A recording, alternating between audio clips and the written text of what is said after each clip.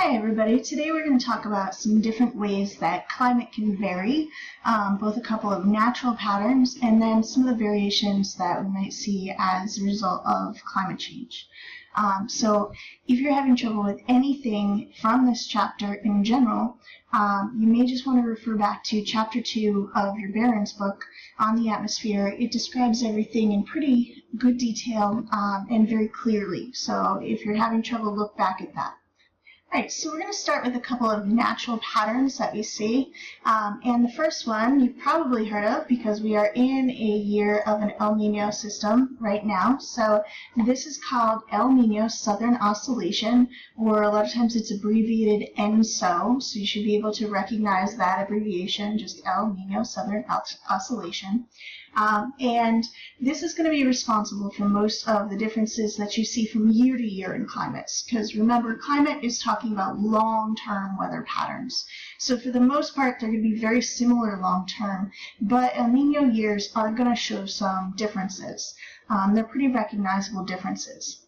So an El Nino pattern is going to take place for 1 to 2 years total, and then in between El Nino years, you're going to have about 3 to 7 years of your normal circulation patterns.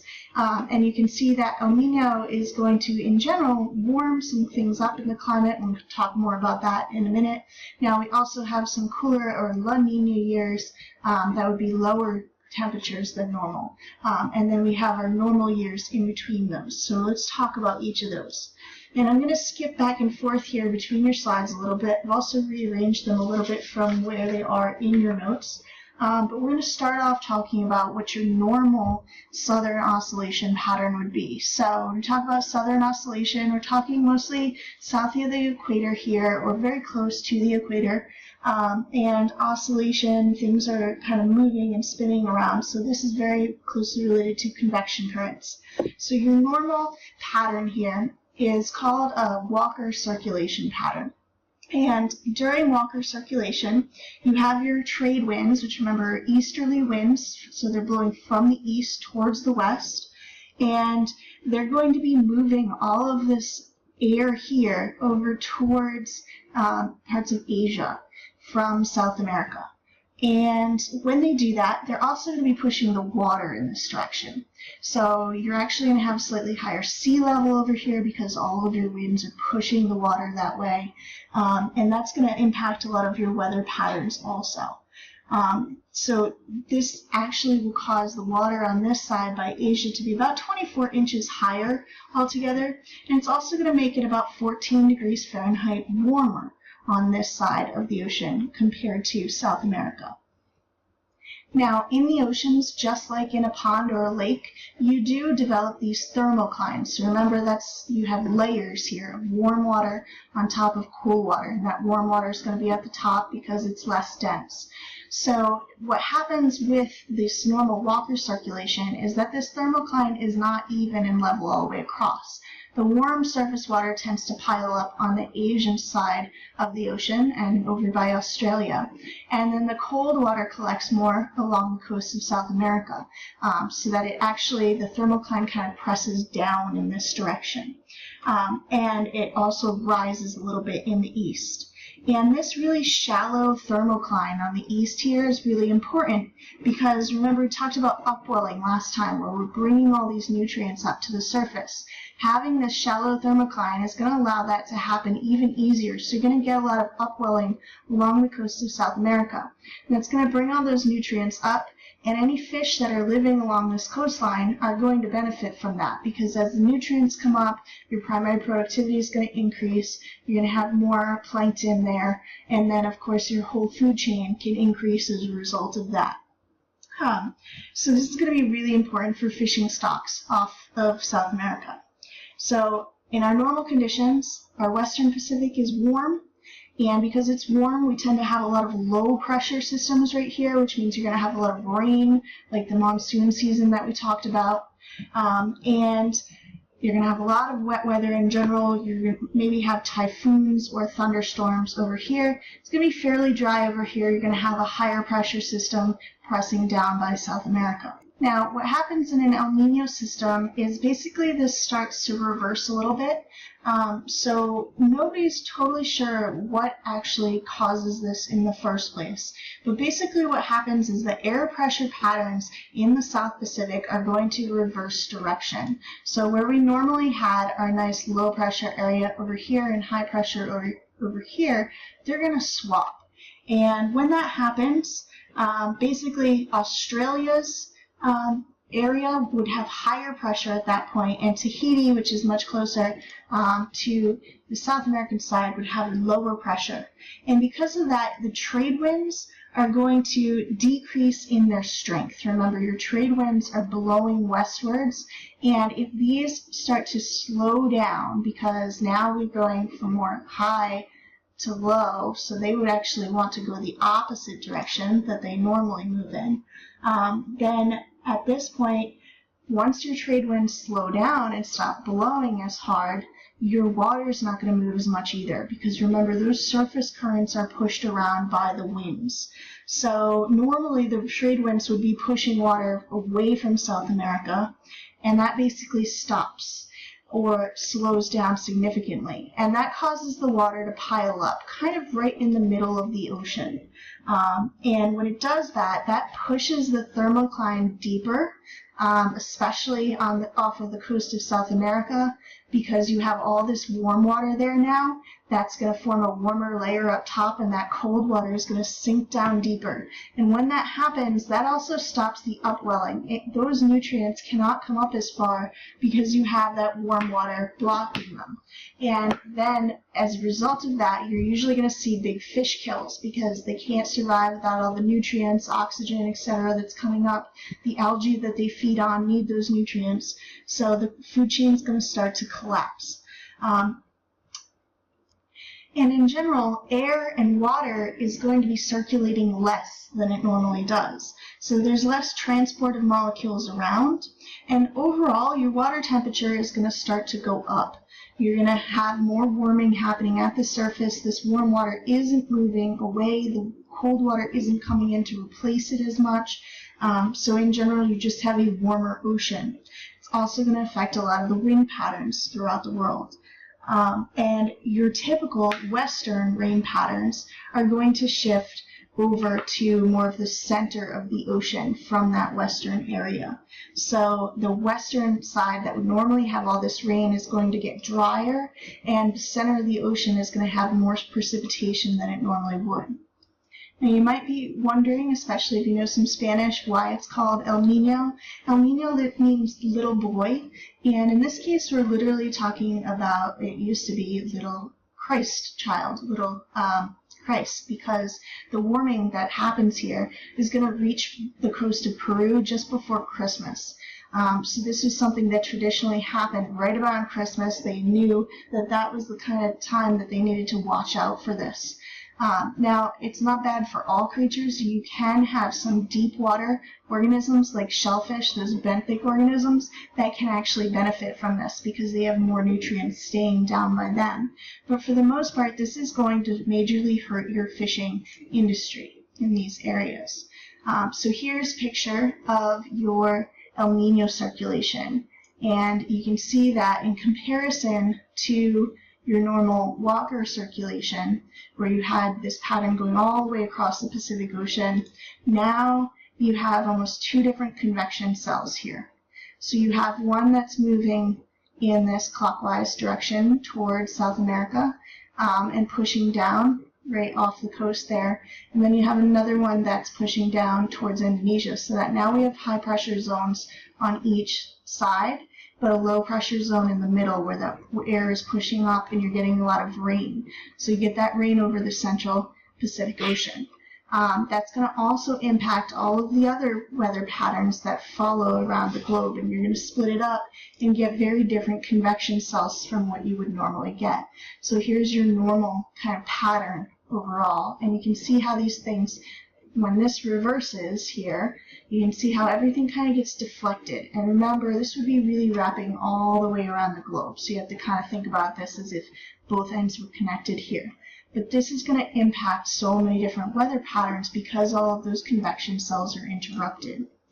And as I said, this is going to have a major impact on the fishing industry as well, especially what we call pelagic fish. This is a vocab word that you need to define, so go ahead and write this down. So pelagics are fish that live within the water column.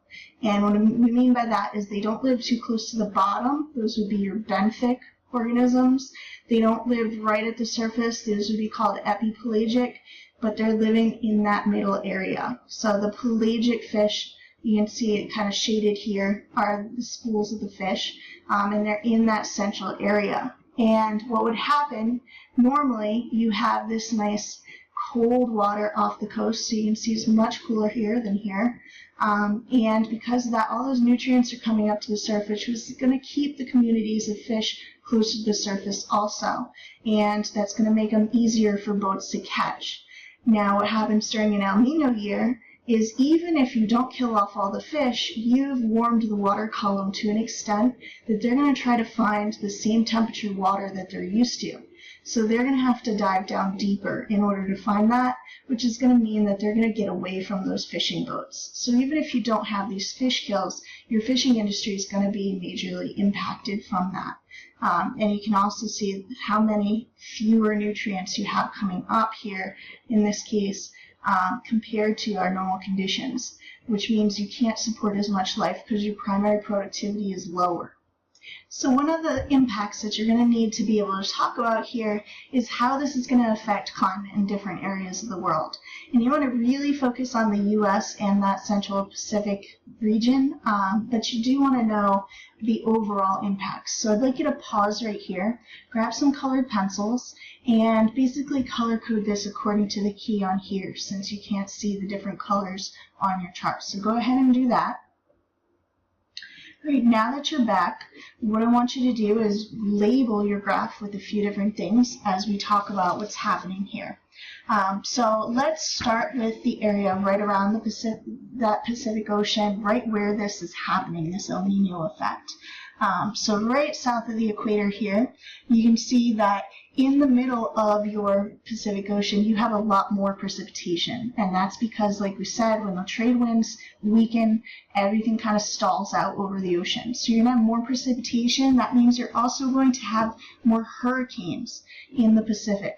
So these might lead to typhoons over in Asia. These might lead to Pacific hurricanes actually hitting the coast of America as well.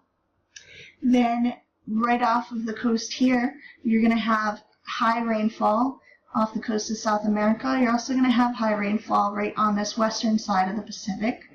But you would normally have a lot of rain in this area. This is your monsoon region over here, and that's all going to dry out. So you're going to have periods of extended drought all through Indonesia here. And this is not color-coded on there, but it's also going to have drought in India and this part of Asia, and then all the way across through Africa as well. This will all be a drought region where it would normally be that monsoon region. It dries up because of this. You're also going to experience some drought down here in southern Africa. And then as kind of the balancing effect of that, you're going to have some more rain in this part of Africa right here, and then more rain on the opposite coast of South America, because remember this is connected all the way around, and more rain in the southeastern United States, or more precipitation in general. In the U.S., this area up here is going to have much warmer winters than you would normally expect. So the area up on that northern coast. Then in general, the entire southern U.S. is going to have a lot more winter storms. So you're going to see more snowfall down here than you normally would. But you're probably going to have a warmer winter up in New England than you normally would. So you may have less snowfall up there, and you've seen that happen a little bit this year. You're going to have a little bar of drought in Central America coming down here. Everything else is pretty much labeled there. And then you're going to have drought in Australia also, which you can see this kind of extends down to. So just take a minute, make sure you have everything labeled on that before we move on. So just one example of all the impacts that this could have is the 1997-1998 El Nino impact. And this basically overall is estimated to have caused 20,000 deaths more than $33 billion in property damage. And that comes from a variety of different impacts. So part of that is we had very heavy snow in the western U.S., we had ice storms in eastern Canada. There were torrential rains that flooded Peru, Ecuador, and also California and Arizona, which are traditionally pretty dry. Western Europe had torrential rains as well. And then there were huge droughts in Texas, Australia, and Indonesia. And part of that impact with the drought is Indonesia actually lost an area the size of New Jersey to fires as a result of that drought.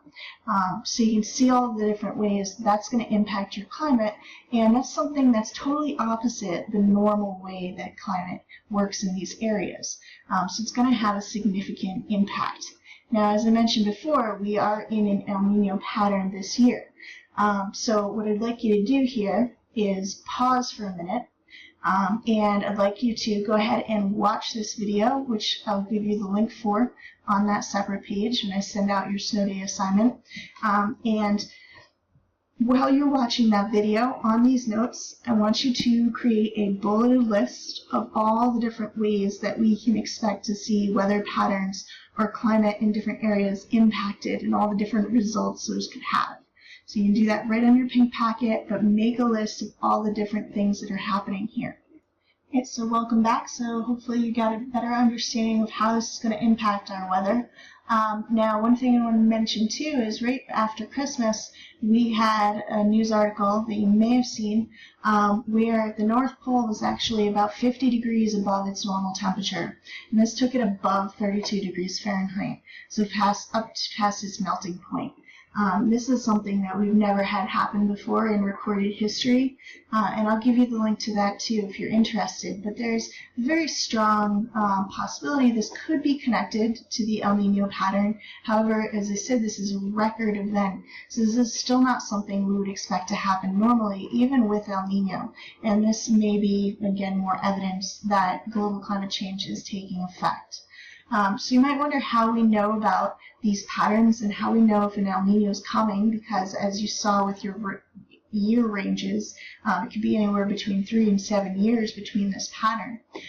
So one of the ways that they do that is they have this array of buoys in the Pacific Ocean, and they have about 70 altogether laid out throughout this Pacific Ocean. They're anchored to the seafloor, and they have all kinds of different sensors on them that measure wind and humidity and sea surface temperatures, both and as well as under the surface temperatures.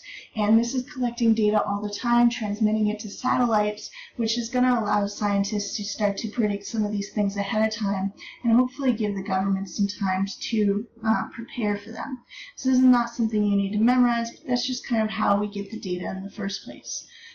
Now, we talked about El Nino. There's also another event called La Nina, which where El Nino is little boy, this is little girl. So it's kind of its opposite, and it's often going to occur right after El Nino ends. So El Nino will shift it in one direction, and then La Nina will shift it back even more strongly in the other than normal. So in La Nina, what you're going to find is instead of your trade winds weakening, they become even stronger than normal. And because they can become even stronger than normal, that means that they're pushing everything even further and faster to the western side of the Pacific Ocean. And they're also in that process cooling off the Pacific Ocean dramatically, because they're going to let that cold water come up from the bottom even more. So this is going to affect weather patterns too. It's somewhat unpredictable compared to El Nino itself, but in general you're going to see these patterns right here. So you may have noticed I switched these two things right here. It's really the trade winds becoming unusually strong that's going to cause those ocean temperatures to become unusually cool. And another impact of this is going to be increased upwelling along the coast as well, which will cool off that water. Now, in general, for your weather patterns, your western Pacific rain patterns, those monsoon rains, are going to shift even further west than normal. So they're going to be pushed even further over into India, into those parts of Asia. And you're going to have heavier than normal monsoons associated with La Nina as a result of that. You're also going to have wetter winters in the Pacific Northwest, so more snow, more rain in general. And then you're going to have warmer and drier weather in the southeast of the country, probably some drought in the southwest U.S. You're more likely to have more hurricanes from the increased surface temperatures of the oceans in the opposite, on the Atlantic side, since our Pacific starts to cool off, and it throws off the overall balance. So you have a little summary here too. So it's just your Walker circulation, but it's gone kind of crazy, and it's going a lot faster than normal and pushing a lot more. And because of that, again, you're getting a lot more rain pushed west. You're getting some drier areas on the opposite side. One more thing you may want to do right now is go back and see the article that's in your packet on basically some frequently asked questions about El Nino and what it could be responsible for. So just kind of scan through that. You're going to have to write about El Nino for your assignment, so you want to make sure that you understand what it is and what it isn't responsible for. So El Nino and La Nina, these are our patterns that are causing changes in year-to-year climate variation. So we're not talking about decades-long effects. They only last for a couple of years each. But there is something else that's going on, and that's anthropogenic climate change. So this is, again, human-caused climate change. And mostly when we talk about human-caused, the major activity that we are doing to cause this is burning those fossil fuels and releasing all those extra greenhouse gases. And then that is causing an increased greenhouse effect, trapping in more heat and causing the temperature to rise. And if you look with CO2 and compare it to temperature, you'll see that they rise at approximately the same rate. So there's a very strong connection between the two of them. So we've seen our global temperatures rise on average about 1.5 degrees in the last century. And the question is, well, what's this going to do to our weather and to our climate? And unfortunately, in a lot of ways, we don't know. And remember, we've talked about that 2-degree tipping point. We're not that far off of that. So some of the potential impacts that we want to be aware of, we already talked about what could happen if this global conveyor of those deep currents in the oceans were to be affected. So if something like Greenland's ice sheet melted and basically stopped the thermocline right here and stopped this water streaming up, most likely Europe, which is getting all that warm water from the Gulf Stream, would go into an ice age. Now, another result of that is, in general, if your oceans are warmer across the globe, they're not going to hold as much carbon dioxide.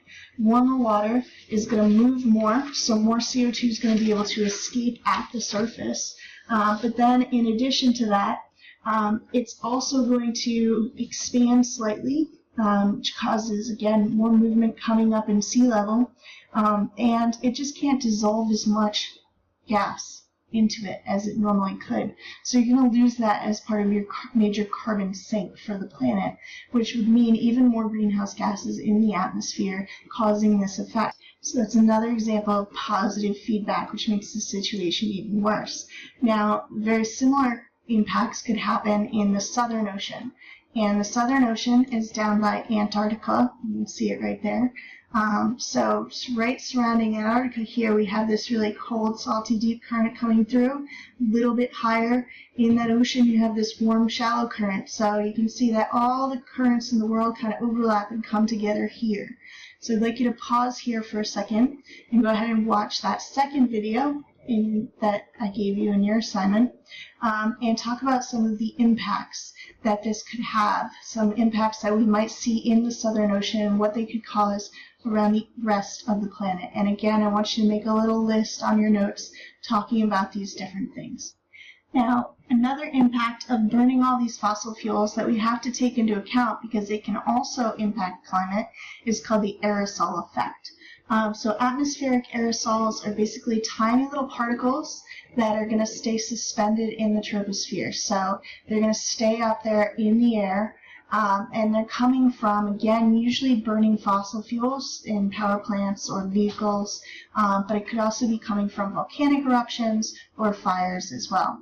And this is also called particulate matter. And I want you to make sure you have that down. So it's P-A-R-T-I-C-U-L-A-T-E-S, particulates or particulate matter. And these are tiny little particles. Just to give you an idea of how tiny, here is a human hair.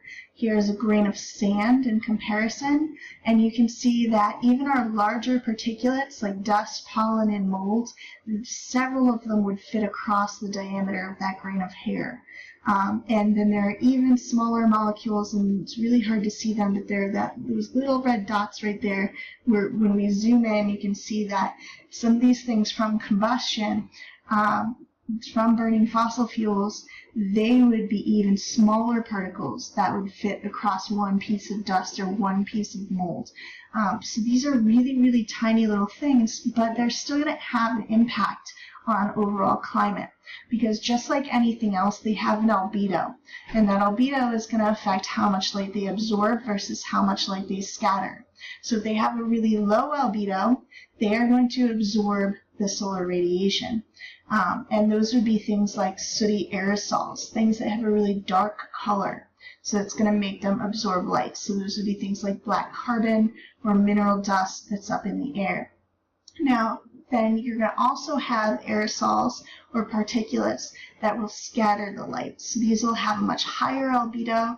And just like anything else that has a high albedo, as that light comes in, most of it will be reflected. So these would be especially sulfates, which usually come mostly from burning coal. Coal has a lot of sulfur in it.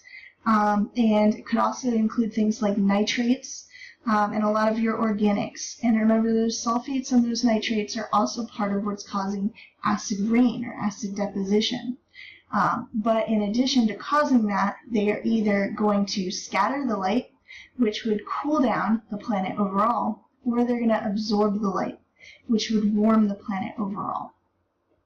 So this aerosol effect, even though it's happening at a really tiny scale, it can have a really big impact. This is why huge volcanic eruptions have been able to block out so much sunlight that they really significantly cooled the Earth and put it into an ice age, because they've had so many of these scattering aerosols that bounce that light right back out into space.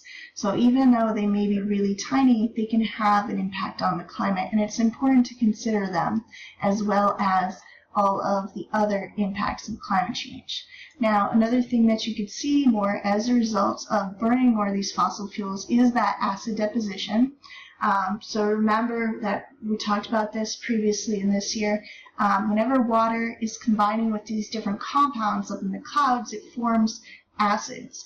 Now, water and carbon dioxide form carbonic acid, and remember, this is a very weak acid. So while this is making your normal rain somewhat acidic, like a 5.6, this is not the major cause of acid rain. So be careful with that. Some of you are still kind of saying that that's what causes acid rain, and that's not it. What's really the culprit are these second two. The sulfur oxides and the nitric oxides are going to form sulfuric and nitric acid. These are both extremely strong acids, and this is going to be the source of most of your acid rain or even acid snow, any kind of acid precipitation. Now, in addition to that, you also have something called dry deposition. So there's two different types here. Acid rain is wet deposition, and it's literally raining down, it's dissolved in the rain. But these things can also just settle onto the ground, and when these particulates are settling onto the ground, that's called dry deposition. So they're not dissolved in anything, and that's what makes them dry. So just make sure you have the difference between those written down. Now, dry deposition, still eventually when you have rain, it might dissolve, it might get into the groundwater, get into the soils here. And again, both of these are going to be harmful to different organisms that are sensitive to changes in pH. Both of these could cause rock to weather quickly, creating more sediment. Now, another worry that goes along with climate change is thermal expansion. So one of you asked earlier that you didn't really understand why ocean levels would change differently in different parts of the world and what was causing the sea levels to change. So let's talk about that. So thermal expansion basically means that water is going to expand as it warms. So most substances are going to do that. They're going to move more, the molecules move more, they try to spread out from each other, and water is no exception. So the more you warm it, the more it's going to expand, the more space it's going to take up. When it does that, it's going to very easily be able to raise the overall sea level because you have so many molecules in those oceans, so much water there. It's going to expand pretty significantly. And you can see the different predictions here for normal high tides to expand. But the other thing you also need to remember is storm surges are going to be much higher than your normal high tide. And when that water expands and then you have a storm surge coming along and pushing it upwards, that's going to be an even more dramatic rise that you may not experience all the time, but during a big storm could be a major issue for any city along the coast. So sea level rise is coming down to two major things: the thermal expansion of the water, and also that ice melting is going to be adding water to the oceans, especially when we're talking about land-based ice. Ice that's on top of land is going to melt and run into the water systems and into the ocean eventually.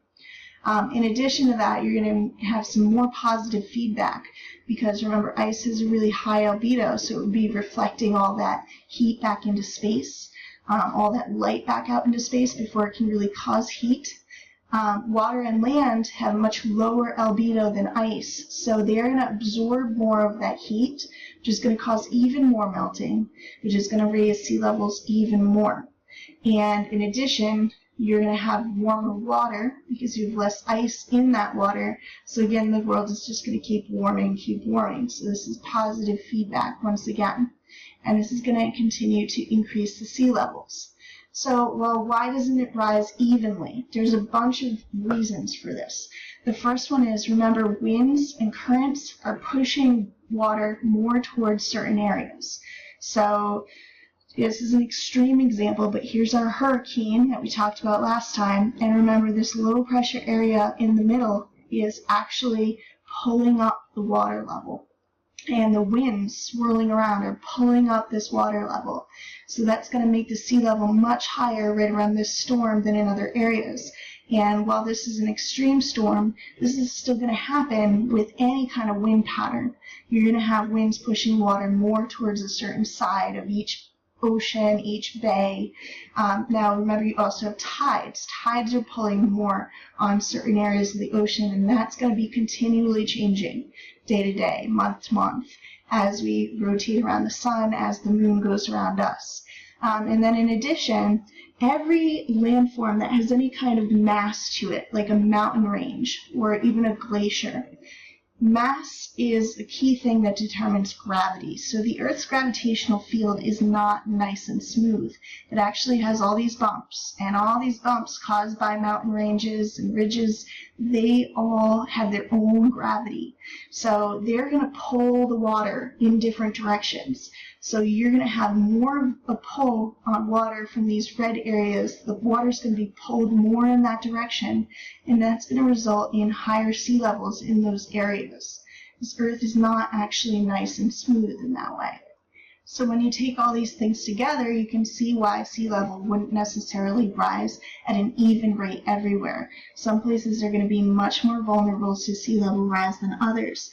And some of these things we can predict, we know, we can estimate the size of the gravitational field in these different areas. But some things like patterns in winds and currents may be changing in ways that we didn't necessarily expect, and we might not be able to tell what all the impacts of those things could be.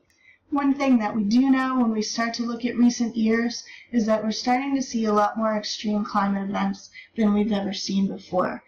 So we're seeing a lot of places where they'll have the warmest winters or even the coolest winters in other areas. They could have really extreme flooding. You could have really extreme snowfall or pHs that shock the system. You have more typhoons and hurricanes overall than other periods in the same cycle. And you start to see less and less sea ice, both in the Arctic and the Antarctic. You start to see wetter periods of time in certain areas, drier droughts that are more severe in certain areas. And again, a lot of this is kind of up in the air. We're not entirely sure what all of these impacts are going to be, but all of these add up, and all of these things mean that people have to adjust, which means economies have to adjust, and they can wind up costing everybody quite a bit of money as well. So it's something that is still something to be watched for and something to be thought about. So what I want you to go ahead and do right now is have your free response question printed out from Medline. If you can't print it out, at least have it on a screen that you can look at. I want you to set a timer for yourself for 22 minutes. I want you to really get a good sense of what that feels like when you're writing your free response question. And try to write this free response question as much as you can without referring back to your notes, because remember, in the real thing, you're not going to have any notes to look at. So next class, you're going to bring that with you, along with your biome project, this notes packet, and that white classwork from your last snow day. I hope you enjoy the rest of however much of this week you have off, and I will see you next class. Thanks. Good night.